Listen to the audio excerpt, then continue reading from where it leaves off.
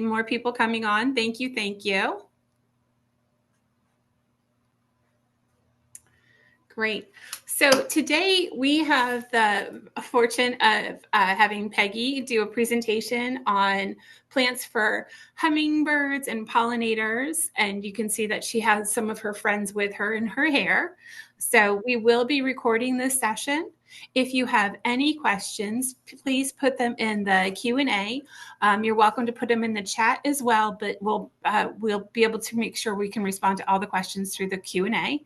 Peggy has left some spaces for questions, so I will try and gather those and answer them to the in groups. So thank you so much, and I'm going to turn it right over to Peg. Oh, thank you. Thank you very much. And welcome to the show, because we've got a lot to cover today. It's Pollinator Week, and everybody is into pollinators. Wonderful, wonderful flowers support the nature thing.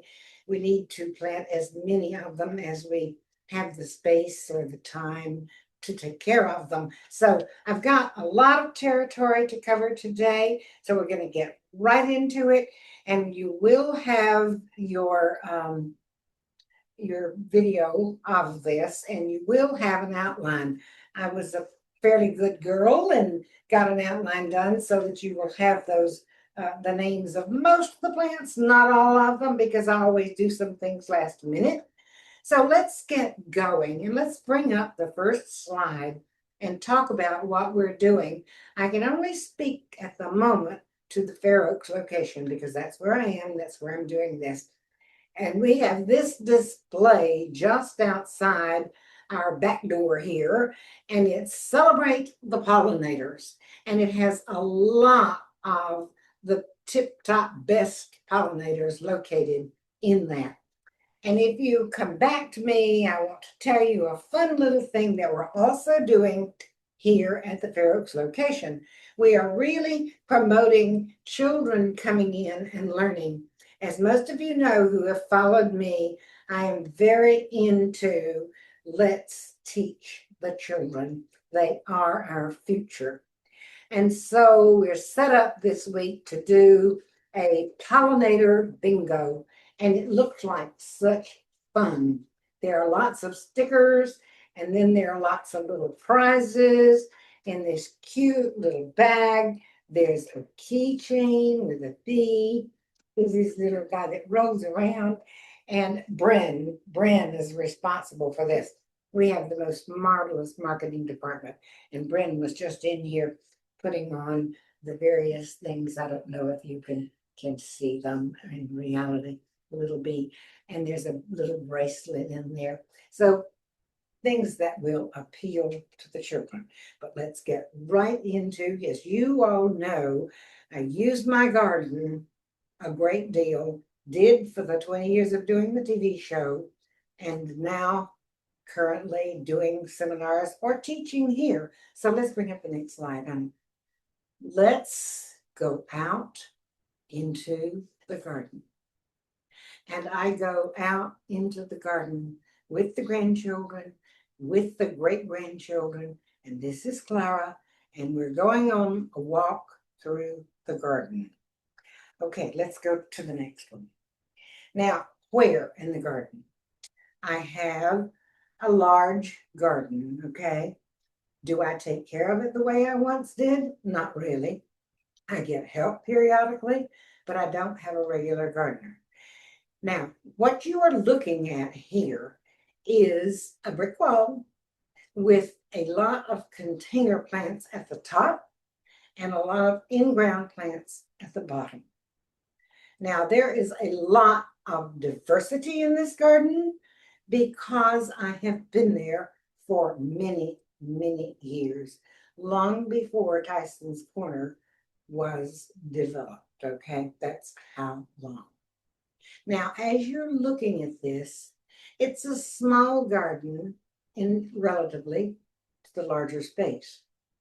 So anytime you see pictures that are a large space, just remember that you can utilize a portion of that whatever fits your needs and your abilities to plant these things.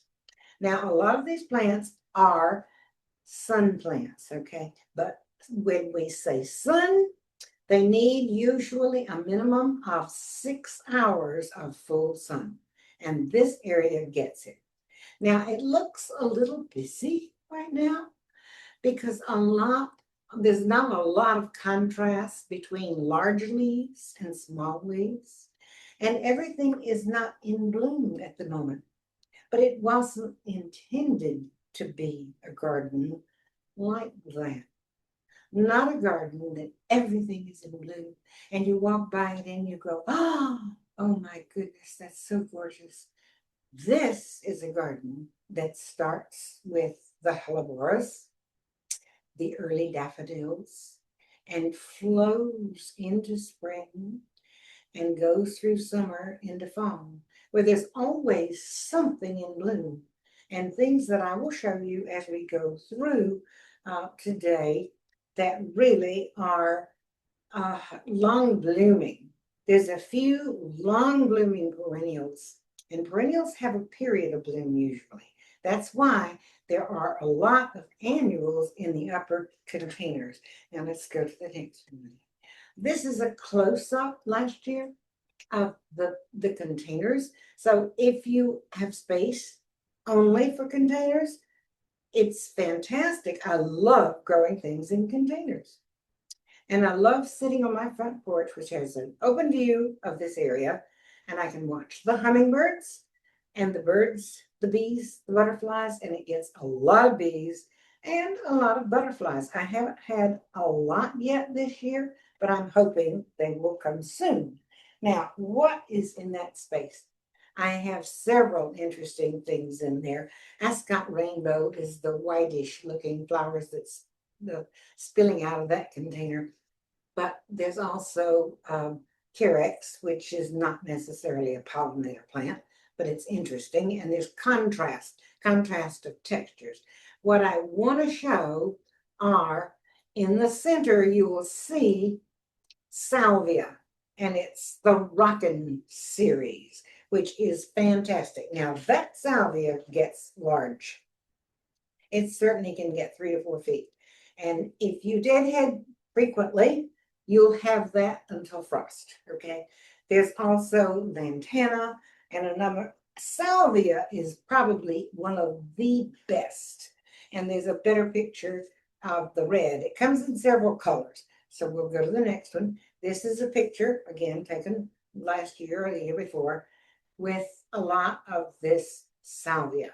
And they don't just go after the red. They go after the purple and blue and all the other things. So look to the annual section for salvia, but there's also salvia in the perennial section, okay? Some of those have to be deadheaded thoroughly, and they'll bloom twice, maybe 3 times, but this salvia will bloom all season. Okay, let's come back to me for just a moment, and I'll show you. This is the Rockin' series in the annual section. And if you can see the blooms on that, they're absolutely spectacular. But this is a purple one. And the hummingbirds go after that, and the bees, etc., go after that a lot. And I absolutely love the lantana. And this, again, is a plant that will bloom all summer long. And it's one that will take a little drought. If you're growing in containers, you don't ever want those containers to go bone dry. And you do want to fertilize in your containers. We've had a fair amount of rain recently, and it's washing the nutrients out of those containers. Doesn't do that in the soil, okay, but it does that in the containers. And so I highly recommend that in container plants, this Jack's Bloom Booster is one of my favorites. Follow the directions, but I usually only do it about every 2 or 3 weeks, and that's adequate because I put a lot of nutrients into the soil. Let me tell you just a little bit about this lantana, though. It does form, after the blooms, it forms a little berry type thing here. You don't want to plant this lantana where a toddler will be near it because it is toxic. Okay, it's not toxic to the birds, and older children won't bother it, but little ones are attracted to berries, and you need to always be careful that they don't get it. Or constantly, this I go right back with my little dress chins and cut that out. And that's what you need to do. Here's more over here. That's what you need to do to keep these plants blooming continuously through the season. Deadheading, taking away the finished blooms, and fertilization. Watering thoroughly. Don't water just a little bit. Some people will say water until it runs out the bottom. You have to be careful. If you let it get too dry, it will run around the outside and come out the holes in the bottom, and the inside will stay dry. So hold that hose over it long enough to know that you know that it's thoroughly, thoroughly wet. And then water again when you feel the surface and know, wow, that needs water, and water thoroughly again. And use the fertilizer every 2 or 3 weeks. So those are fantastic plants. Now here is another one. Here again, Brand has butterflied us up, okay? This is Ageratum. It's an annual also. And every now and then, when these are finished, if you just go down to the next here and snip that, now it's obviously not finished, okay? But that's what you need to do, because all of these will come out and bloom again, okay? Ageratum, it's wonderful, okay? And we'll talk about some of the others as we get to them. Let's go to the next one, okay? Yes. Okay, that was the salvia. And now we are out in a part of my garden that I have gardened for years. This is a very, very steep bank. It is the side of a retention pond. And although this is just slightly off my property, there's all that line of trees is on my property. And many years ago, because it was very dangerous for them to mow there, I got permission to turn it into a bird, bee, and butterfly garden. Now, a big portion of this is planted in perennials, but one end of it is completely reseeders, and I really want to talk to you about reseeders today. What you're seeing here are primarily, well, I won't call them perennial because sometimes they come back and sometimes they don't. Mostly they seed. This is Rudbeckia hirta, Hirta, Rudbeckia hirta. It's not the totally perennial one, but a lot of times it does come back and it always reseeds. The white that you see there is cosmos, and there is a butterfly bush. So let's go to the next one. And of course, you can't be without echinacea. And there are a few grasses in here too. And this one is one that I really do enjoy. It's Pennisetum Carly Rose. And it's not one that is aggressive, and it doesn't drop the seeds. I don't like the ones that drop the seeds because I can't get rid of them fast enough. Okay, echinacea, wonderful plant. The bees love it. So do the butterflies. But also, I deadhead these to keep them blooming until the last flush, and then I leave them up because the birds love the seeds. Plus, I like to scatter those around. And in the next picture, we have more of that Rudbeckia hirta, and we have zinnias, okay? And we have Verbena bonariensis, and there's even a few petunias there, all of which are wonderful pollinator plants. And the next one, please. Here is a fun thing. You've got a mingling of the echinacea, the yarrow. And this is the wonderful yarrow that dries so beautifully. And so I cut a lot of it now. Right now it's in bloom. And I cut a lot of it because it turned it upside down in a dry place. and it just dries beautifully. The really airy one that you see there is fennel, bronze fennel. And I absolutely love that plant, and so do the grandchildren. The great-grandchildren make a beeline for that plant when they come because they like to munch on it, okay? But a fair warning, it is deep-rooted. It is not easy to get rid of the seedlings. And I don't cut away all the seed pods because the birds love them.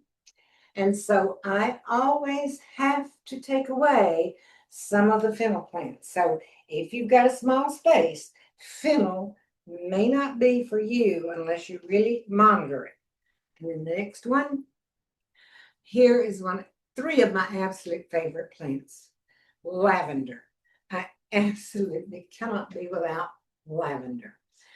I love the fragrance, and then I can't be without the Asclepias tuberosa, butterfly weed. Among all the butterfly Asclepias, this is the one I like. Some of the tall ones, even the native ones, root through a big area, and I don't have time to keep deleting everything, okay?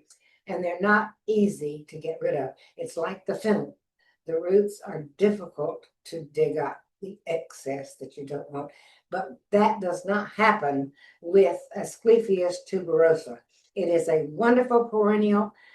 The monarchs flock to this, and I've had it just loaded with their caterpillars, and it's wonderful. You can also cut it to bring it in the house. It's a great cut flower.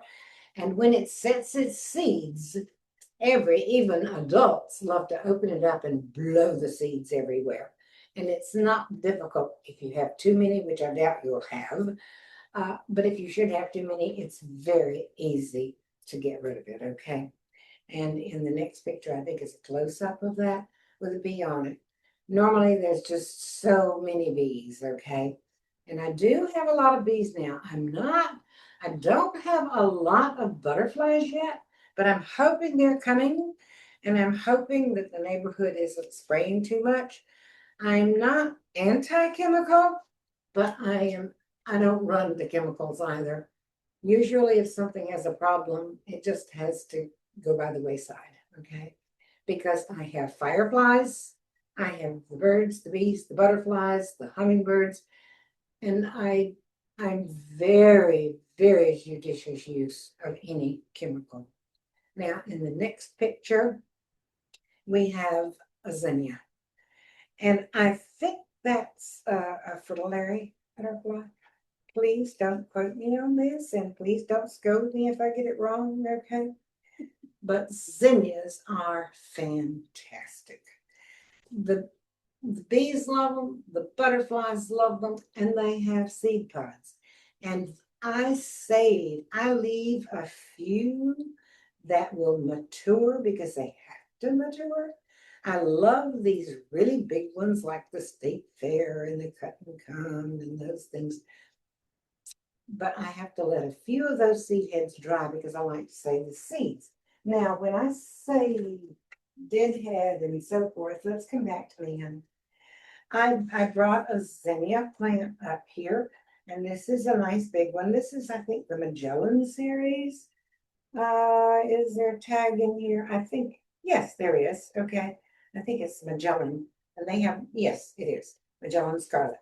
And they have nice ones on it too. But I brought this one up particularly because it's got a couple that are past their prime. And again, with those nice little scissors, I will go in here, and I'm not going to just take the top off because that would be ugly, okay? I'm going to go back just above the first good set of leaves and chop that, because now it's going to come out from here in several places and will fill in and have a lot more plants. This one I'm going to take off also, and I'm going to go all the way back and cut it like so, okay? These are still beautiful, and when they're finished, Here again, I will probably come back to here and cut that in there, okay? You can see there are others coming out here right now, but if this is cut back, either here or here, it's going to put out more. So that's the importance of deadheading, okay? Let's go back to the next picture coming up, honey. All righty. Here again, another one. I think it's a pearl crescent. Is it a painted lady, a pearl crescent? Whatever. It's a beautiful butterfly, okay? And it is on an echinacea, okay? So, and they are wonderful perennials. Come in a lot of different colors too. Before we go any further, though, I don't want to go too far without talking a little bit about lavender. I mentioned earlier in that picture that I love lavender. And lavender is so useful for so many things. Their essential oils are made from lavender. The fragrance is wonderful. But lavender is something that absolutely requires excellent drainage. The lavender that I showed you, I probably have a row that has been there for many years, and it's probably 20 feet long. And all my kids, all my grandkids come and cut all the lavender that they want to. I bring it in, I use it for arrangements. It's just great. But excellent drainage. Don't ever try to grow lavender in an area that stays moist for any period of time, particularly in the wintertime. So that is planted at the top of that bank, and I worked some small gravel into that soil, okay? Even pea gravel, inexpensive, can be thoroughly worked into the soil so that it drains well. And I have never had any difficulty with planting it there. But don't feel that you can plant lavender in an area where it does not drain well. It will not work. Plus, it also needs sunshine, a minimum of 6 hours of direct sun. Okay, that being said, let's continue with some of these wonderful plants that are great for pollination and that have a long period of bloom. Here is another one that is excellent. Monarda, bee balm. And it's called bee balm for a reason because the bees absolutely love it. Now, a lot of people will say, in a small space, Monarda will take over. And yes, it is a prolific plant. I don't call plants that I really love that aren't difficult to control. They're not invasive to me. They're prolific, okay? And this can be, but it takes 2 or 3 years for it to begin to be that way. And it is very easy to get rid of the excess. And here again, this is a perennial. And so if you deadhead it, when those blooms are finished, you will get a longer period of bloom from it. And also it does have seeds too. So you can leave some toward the end of the season and the birds will enjoy them. And the next one is of the phlox family. Again, a perennial, but we're talking about a long blooming perennial. This one is unique, in my opinion. It blooms most of the summer if you deadhead, and the blooms are much smaller. This is Phlox Gina, Jena. Phlox Gina. And I have not had a problem with mildew, which can be a problem on some of the summer phlox, Phlox funiculata. It is a wonderful plant. Now, we're going to talk about deer a little bit later because there's some of these things that the deer will really enjoy, and this happens to be one of them, okay? The next one, please. Okay, here's what I really want to talk about today. In that area, and I don't know if you can really see how actually steep this section is. The back part of this is quite a few feet. It's probably more than 100 feet. And there's a lot, as I said, at least 20 feet of the top of that border is lavender and the gray Santolina that you saw there, and wonderful, primarily perennials. And they're easy for me to take care of. I've got a lot of space. I don't have a lot of time or patience to weed all these things. Weeding is a mindless task, and it's okay if you're not inundated with them. And with the rains that we've had recently, thank goodness, for our area anyway, I say thank goodness, there's plenty of weeds out there. But the bare ground that you're seeing in the foreground is an area that is primarily for reseeding plants. They are, for the most part, annuals. And they have been there for many years. Now we're talking about larkspur, cosmos, Rudbeckia hirta, parsley, a number of other things that seed beautifully. But over the years, that little section was overwhelming to me. There was so much grass in it, and I just could not keep up with it. It was planted thickly, but not thickly enough to keep down the weeds, and primarily the grass, okay? The weeds are not so bad, but pulling out grass is difficult. So last fall, early, probably late September perhaps, I put down cardboard. I literally killed it, okay?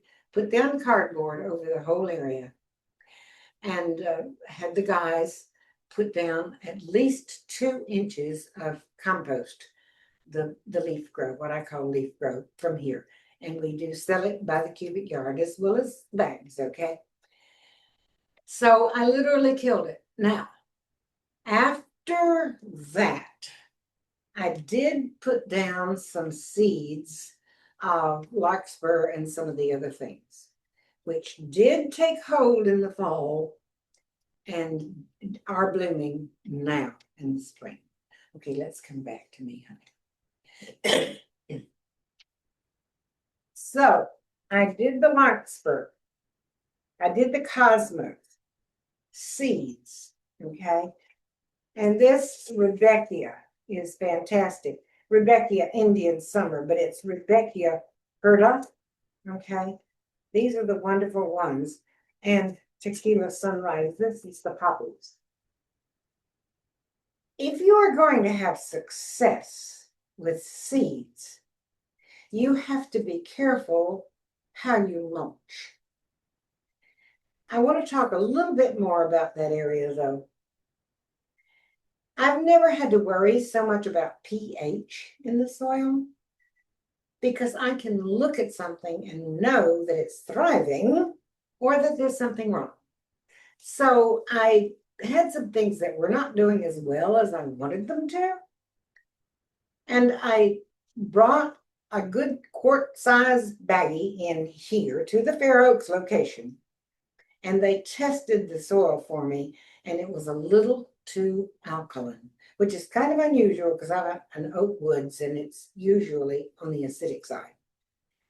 And so I had to apply a sulfur kind of thing to bring that to 6 or 6.5 so that these things would thrive, and it made a difference. So if you look at your things and you see they're not thriving, maybe you need to have us check at the Fair Oaks location. We can check it for you, or you can buy the little strips and check it for yourself. But if you choose to do any of these, and the zinnias, you can still do zinnias. You can still do these if you do them soon, and save a few seeds to put down in the fall in September for some of these, the larkspur, the parsley, the Rudbeckia, all of those things. to put down in the fall. And then I saved seeds, as I said, from some of the, particularly the zinnias, okay? But parsley is wonderful for the swallowtails. They go for all of the fennel, the swallowtails, carrots, that family, okay? Alrighty, let's go back, and I'm going to have to go quickly or I'll never get all this in, okay? Okay, go to the next one. Okay, now this is not my garden. This is out front. This is another fantastic perennial. It's Nepeta, and there's several different varieties. Wonderful. After that first initial bloom, if you shear it back by maybe a third, it will come back and bloom again. Sometimes you can get 3 periods of bloom out of it. Next one, please. Don't discredit herbs. I have to have herbs. They're in containers here next to my kitchen door so that I can go out and use these herbs. They are incredible magnets for the pollinators. I have parsley there. I have sage. I have thyme. Basil. Oh my goodness, they love the basil blossoms. So I plant enough basil that I can allow it to go to bloom so that the pollinators will enjoy it. They're wonderful. Next one, please. I got to go through these pretty quickly now. All right, there we are. Swallowtail. I think this is the black swallowtail. Okay. As I said, I'm not guessing, I don't think. And that's on parsley. So plant plenty. So that, look how many there's going to be, how many butterflies, okay? Fantastic. Okay, next one, please. There we have monarchs on the lantana. They love the lantana. Next one. And there we have Clara. This was a couple of years ago, actually, when our marketing department did a fantastic job with growing these monarchs. And then on release day, a lot of the children came and helped to release them. And Clara was just one of those children, and she loved it. And they are so into this now. She and Lydia, Clara is now 6 and going to be 7 in November. And Lydia is now 5. And boy, they're really so good about identifying all these things. But here, even before we did this release thing, on its own, the next one. But I was so fascinated because we all watched what happened with this monarch in the next one, I think. There it is. And that is it is so colorful. This is just before it opened up. And fortunately, it did it while most of us were here and we were able to look at it. So let's look at the next picture because it has just come out of its little cocoon and is drying out. And shortly afterwards, in the next picture, it has dried out. Okay. And in the following picture, again, we have the children releasing butterflies. Okay. Now, as I said, I'm always promoting the children. It's so, so important. And so in the next picture, now great-grandchildren, there's Clara, there's Lydia, and now there is Elias. You have to start early. Okay. All right. In the next picture, we will talk about some of the things that we bat. I am not on baby. I happened to have been there before Bambi. And wow, yes, isn't that beautiful? And they are very sweet, but they grow up and they eat everything inside. If you don't really religiously take care of it. So let's come back to me and let's talk about what succeeds for me. There are several repellents downstairs. This is the one that I have used consistently for years. I have a pump sprayer. I cannot use that little one. My hand won't hold up. Plus, I've got too much. I have a pump sprayer. And I use this according to the directions. It's usually a cup to a gallon of water. And so it goes a long way. And it smells terrible for about 24 hours. And then it's gone. So you don't want to do this just before you're going to have a party. And you probably want to plan to take a shower afterwards because it does drift to some degree. Okay. But this Bobex has been my go-to for years. Rain doesn't wash it off. Now, deluges day after day might, okay. Springtime, when you've got new growth, particularly with some of my favorites, daylilies and oriental lilies, it's very disappointing when you get that nice stalk coming up and all the buds at the top, and then you go out the next day and there are no buds because they will get them. If you spray every couple of weeks throughout the spring, going into summer, it's great. There is a problem. Be sure that you spray everything that they love. I have a lot of hostas, and that one's high on their list to eat. I sprayed one large bed, but I missed one last week. Guess what? They ate it. How do they know which one has not been sprayed? I don't know, but they do. So this is what I use.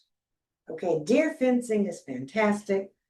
And if you decide to do that, don't buy the deer fencing that's little pieces look together. Get the one that's wider because you don't want these pollinators or that hummingbird to get caught in that fence. But the wider ones is not a problem, okay? Not a problem. Okay, let's talk about some of the other things. We have had some rain, and here in this area, I'm grateful for it. I know that there's some people that's had too much, but I can't control that, okay? So you've probably got slugs, and they absolutely love hosta. They love my basil. They will devour marigolds. But this Sluggo Plus is great. It's organic, okay? It won't hurt the birds. You can even use it in bird baths. And it will take the directions will tell you how to use it, but I put it in little wads and make sure that it's moist. And that takes care of it. I know a lot of people say Bier works. And it's been years since I did that, and I've got too much territory. So that's wonderful, okay? Now, I want to tell you about a couple of other things that I'm concerned about, and I have justification for being concerned. I have a large space, wooded area. I have lawns because we need lawns for all of my wonderful grandchildren to play their games or just be out in the garden, okay? But we have deer, and we have ticks. And yes, we have mosquitoes too. We will always have mosquitoes. This won't get rid of all of them, but it does cut down the numbers. This is called mosquito bits. And again, it is, excuse me, organic. So it won't hurt if you put it in a bird bath. But I set up mosquito traps in different places in the garden. Attractive containers with water in it. And the mosquitoes will go and lay in that water.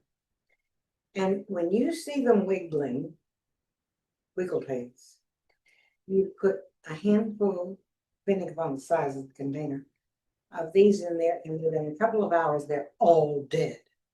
So in those small containers, I could have 1,000 in there. In 2 hours, 1,000 are no longer there. So I highly recommend mosquito bits.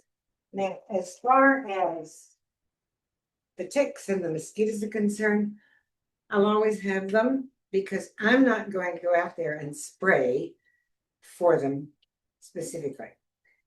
Often it's pyrethrin, which is made from chrysanthemum.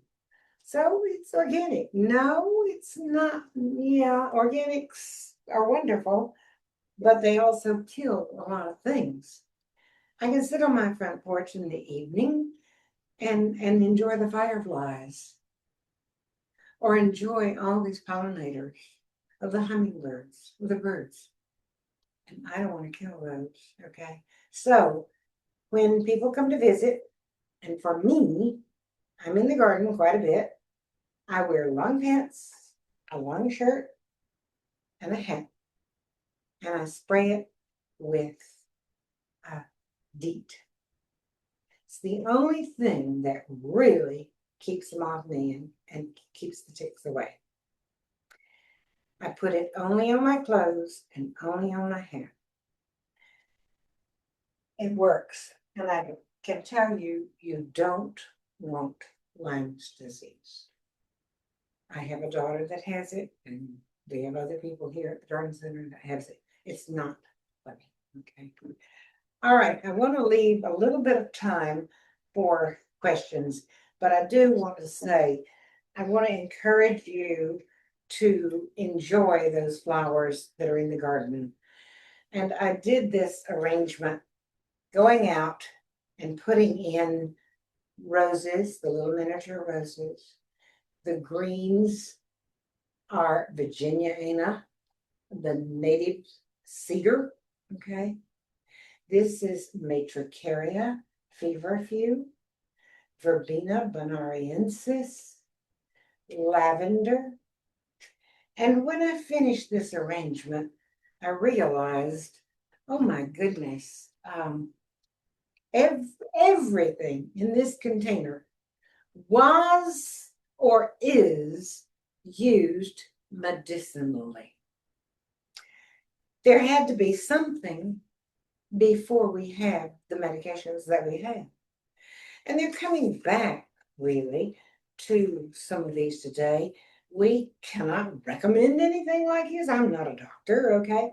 Neither is anybody else down there, okay? But we can tell you that, over a period of time in early years, the Verbena bonariensis was anxiety, depression, insomnia. The yarrow was for blood clotting or wound or antifungal. The rose, the hips were antioxidants. The cedar, Virginiana, was calming. It was antiseptics, anti-inflammatory. The matricaria, did I say, was pain relief? So I find it incredibly interesting as to how interesting our world really is. Just this native one. They're all pollinators, all of them, but they're all used medicinally in one way or another. And I was really pleased with the comment that Bryn made when she was in here fixing the butterflies in my hair. And she said, the Lord took care of us because he gave us all the plants that really medicinal, that took care of us. And somebody figured it out along the way. Okay. I grow a lot of foxglove, digitalis. That was the medication used for blood pressure, high blood pressure. Now it's of course, it's different. They don't use the plant itself, but something patterned after it. So it's a wonderful world. And I encourage you to get out there in the world. Now, we'll try to take a few questions. I knew that we were going to be loaded today. Okay. Fantastic. So the first question was the purple plant that you did the trimming on, the snipping in the beginning. What was the name of that plant? Azuratum. I think maybe the one you were talking about. Yes, that one. Azuratum. Azuratum. Thank you. Okay. And then a question. Have you seen any hummingbirds in your yard this summer? The hummingbirds have not come yet. Have not come Not in yet. my garden. And I'm very disappointed because that area that I showed you earlier that is visible from my porch is where I have so many things for hummingbirds, okay? And here's one that I've got a lot of, which I didn't mention and should, is fuchsia, Gartenmeister fuchsia, and the hummingbirds absolutely love it. No, and I've heard other people say the butterflies are slow to come, and so are the hummingbirds. And I'm hoping that people are not overspraying, okay? I encourage anybody to come in here, and if you've got a problem, talk to all three locations have wonderful people at the information counter.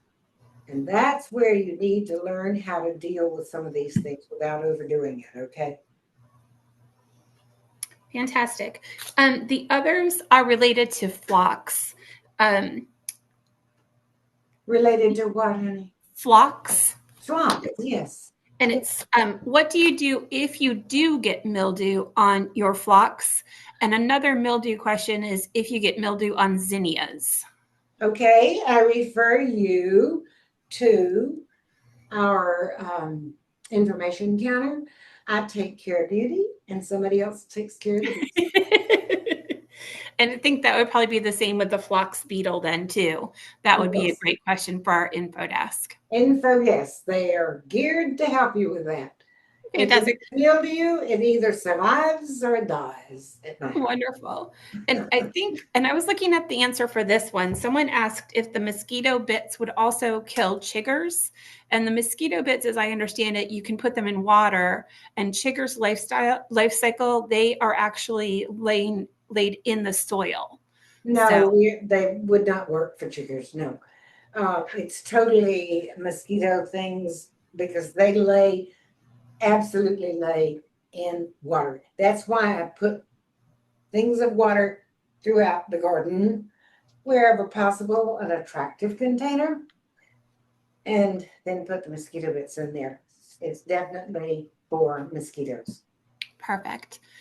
A question was, do you spray the blooms directly, like on lilies and hosta, to keep deer away, or do you spray around the plants? I spray the plant because it is deterring their eating it, and it doesn't taste good, okay? So every bud, everything gets sprayed. There is no residual on that plant. Doesn't hurt it. There's a few of them that I've tried in the past that leave a stain. This one does not.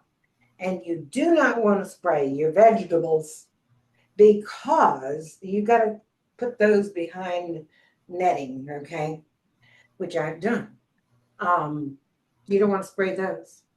If the deer doesn't want to eat it, neither do you.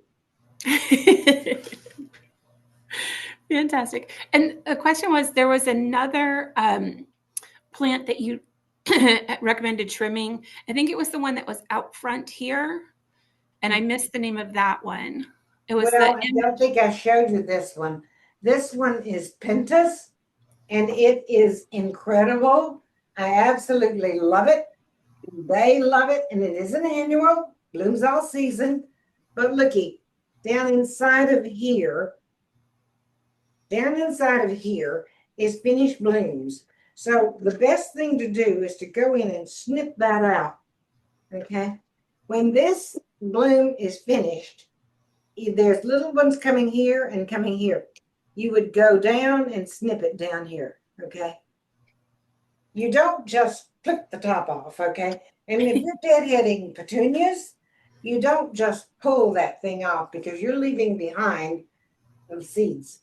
You need to cut down. Plus, it looks better anyway. Okay. Yeah. And I think another question has come up that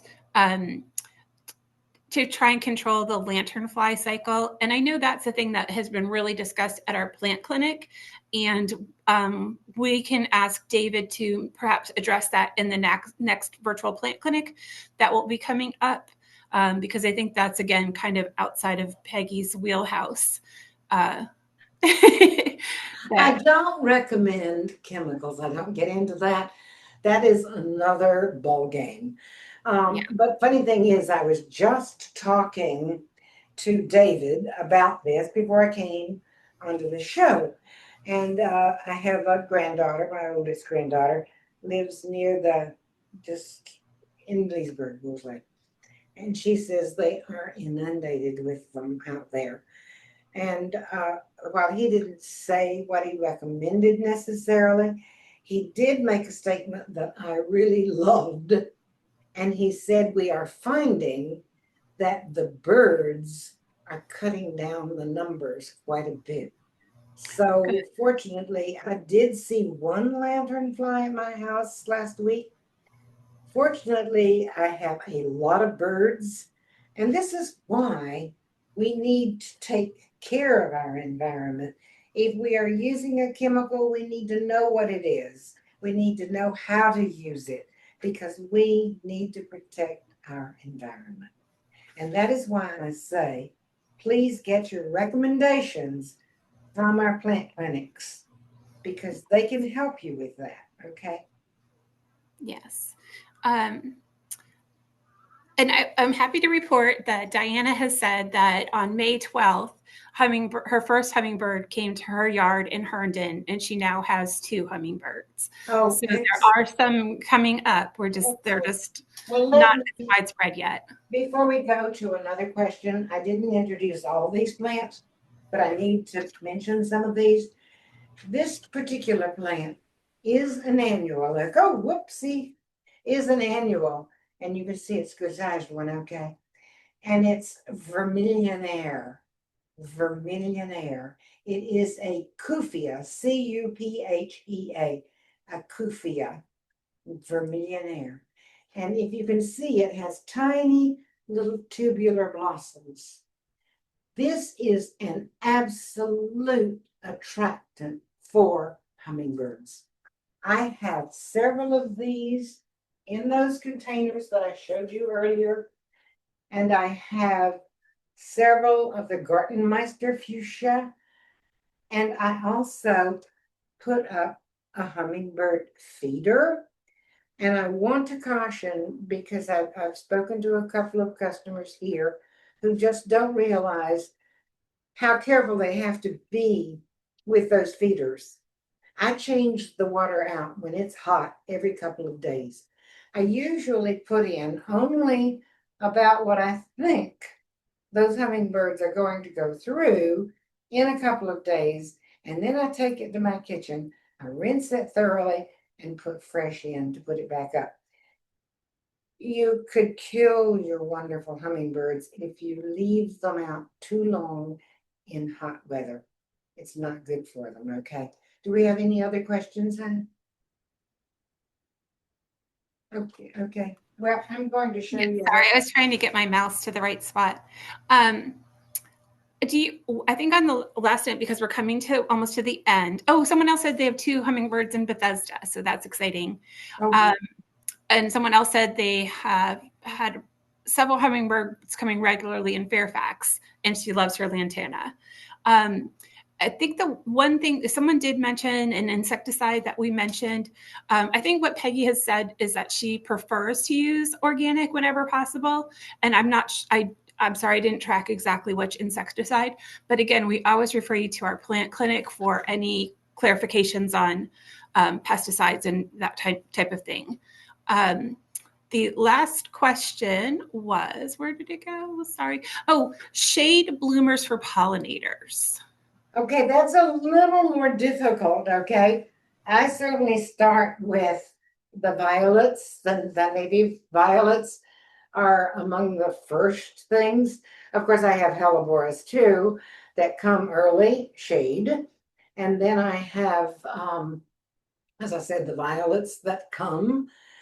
And I have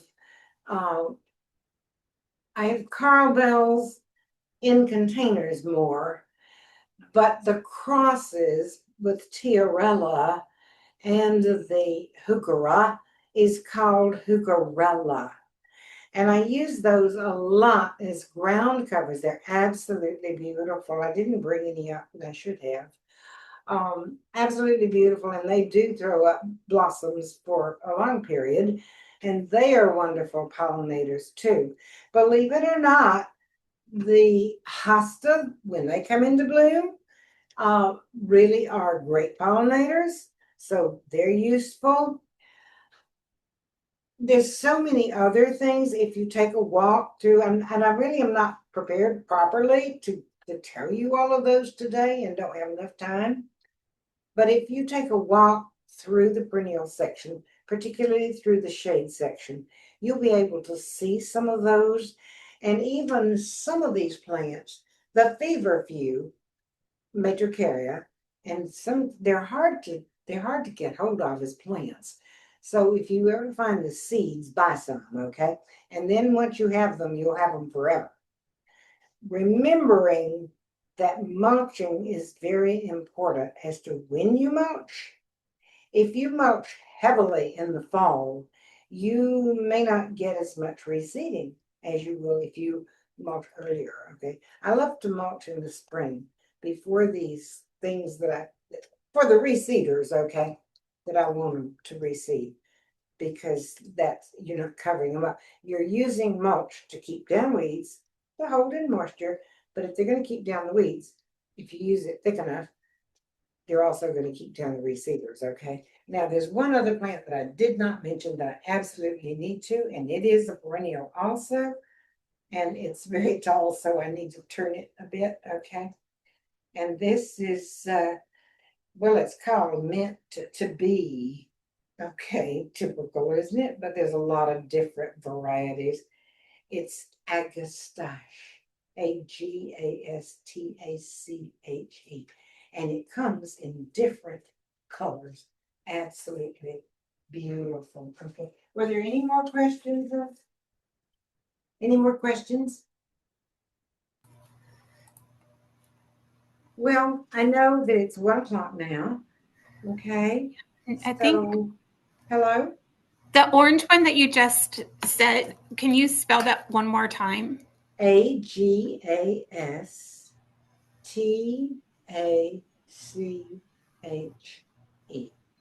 is close enough. Okay. Perfect. Wonderful. Well, we are at that 1 o'clock time frame. So I want to thank everyone for turning out today. Normally, we have our webinar posted to YouTube within 24 hours. However, our YouTube poster is on vacation. So we will get it up next week. And hopefully you'll be okay with that. Apologize for that. We realize that, and we will be multiple of us will be learning how to do that in the future, so we won't run into that again. A regular little lady is expecting a baby in Yes. July. Yes. So we have to figure out how to do this on our own, okay? Now, don't forget, bring your little ones in, because we really want to get these young people involved with the garden. And this is pollinator bingo. And all the directions are on this little sheet. And there's just the cutest things, whether it's the precious little keychain, or even if I can find it, where is it? I've got a bracelet on. Oh my word. And it's got little bees on it. And then, how about that? Now, my little great grandchildren are going to be very amused by all of these things that Bryn put on me, okay? Yeah, little bees and all the hair pieces. So bring the children in. They'll enjoy it. It's beautiful anyway. Happy pollinator with